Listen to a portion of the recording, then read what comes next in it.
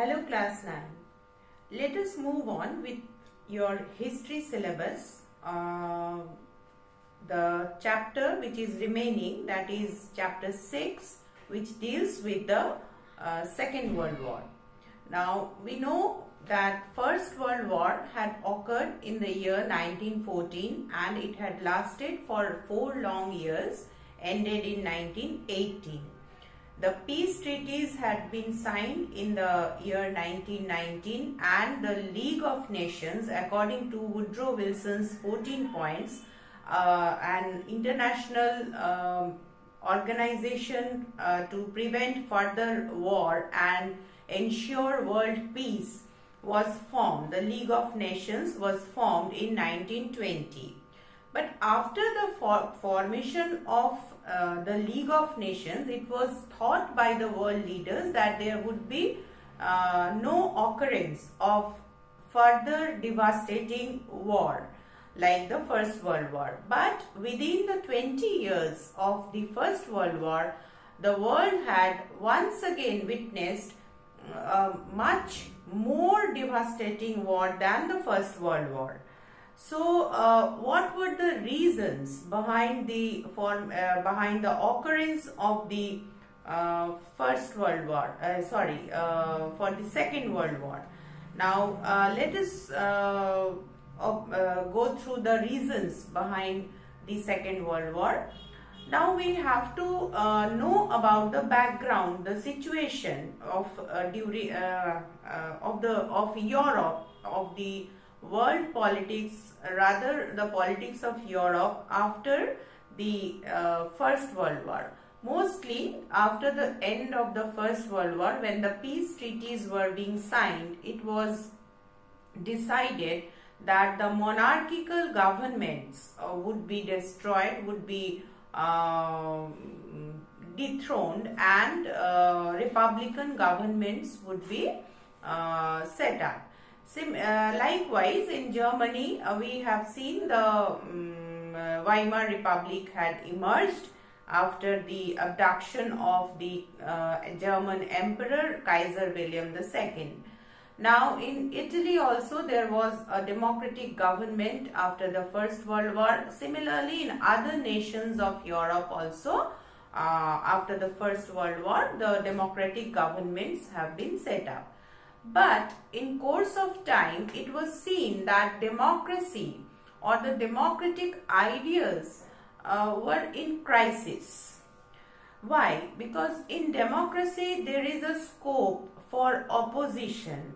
There is a scope. It is the people's government. In democracy, the people have the right to choose the government, to form the government by casting their votes. Now, there is a healthy opposition in the democratic system, but gradually it was seen that the democratic governments in various countries of Europe, they had lost their popularity and people had a tendency towards the autocratic government, towards the dictatorship. So what was the reason behind the crisis in democracy?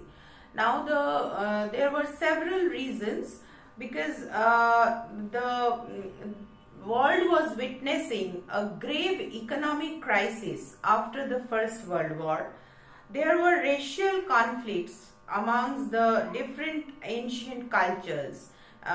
The European, the Balkan region, or the eastern part of the Balkan area, that area was, there were different races present, and all the races were fighting against each other for getting importance or attracting the attention towards their problems. So there was a conflict, different conflicts in various between the races.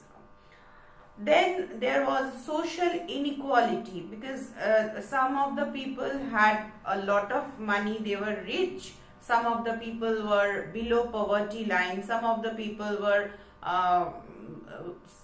trying to cope up with the situation. So different categories in the society which led to dissatisfaction amongst the people. Now there was as I was telling, that the democratic governments were losing their popularity because they were failing in solving the problems of the people of their countries.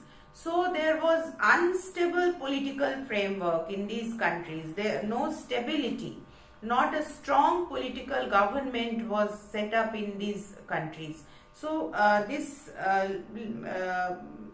failed to keep hold the ideals of democracy.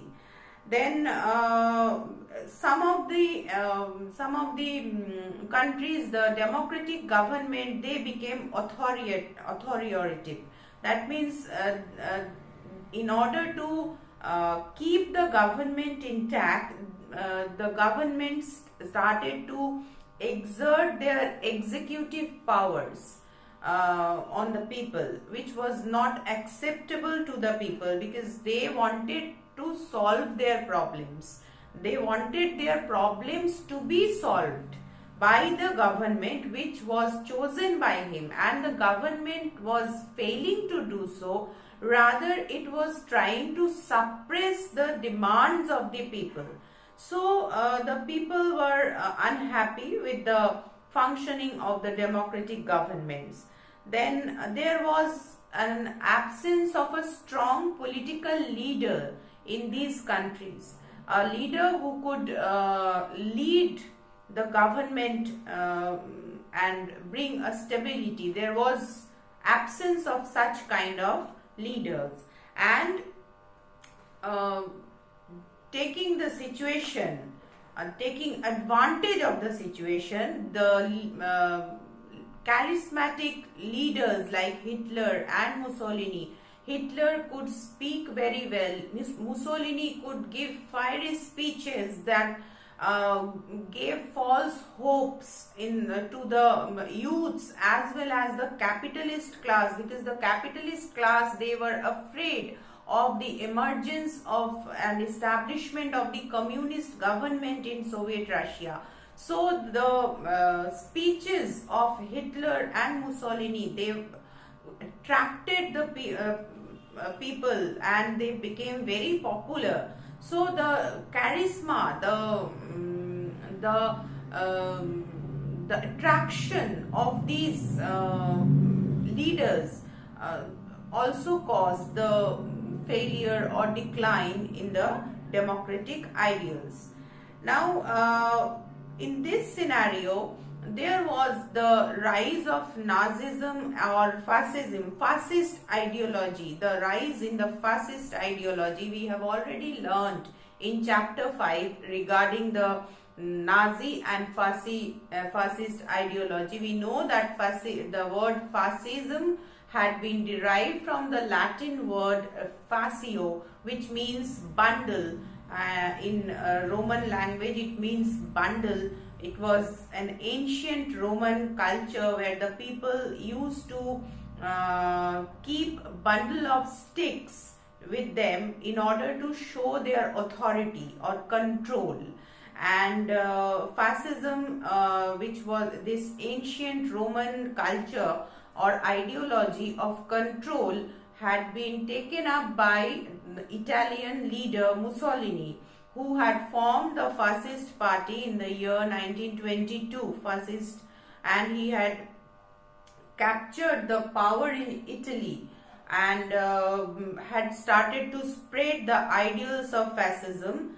And there were reasons behind the rise of this fascist ideology, because the aggressive nationalism, which we have already learnt as one of the cause for the First World War, the same aggressive nationalism caused the rise of this fascist ideology, because nationalism is considered to be the springboard of fascism. Springboard, you might have seen that the swimmers in the swimming pool, they jump from the ground into the water, and sometimes they climb up the stairs, go to the board upon the swimming pool, and then they dive from that pool, from that board. So that is the springboard, which gives the swimmer more momentum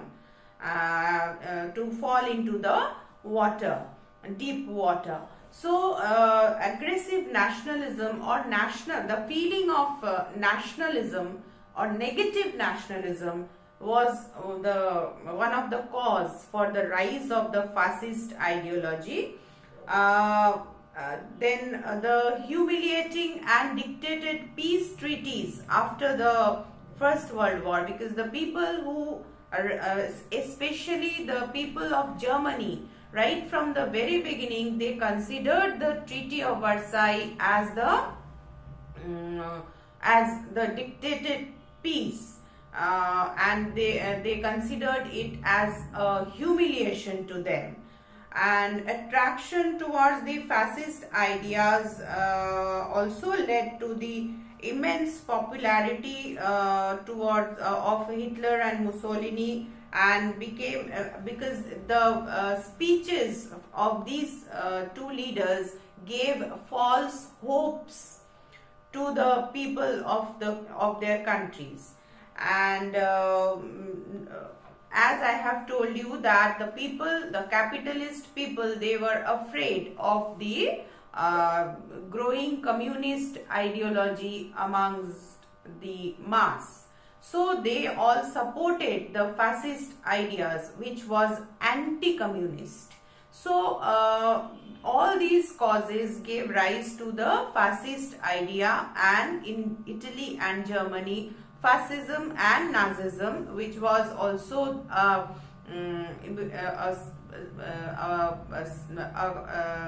complement, both these ideology complemented each other. So we will continue the other causes also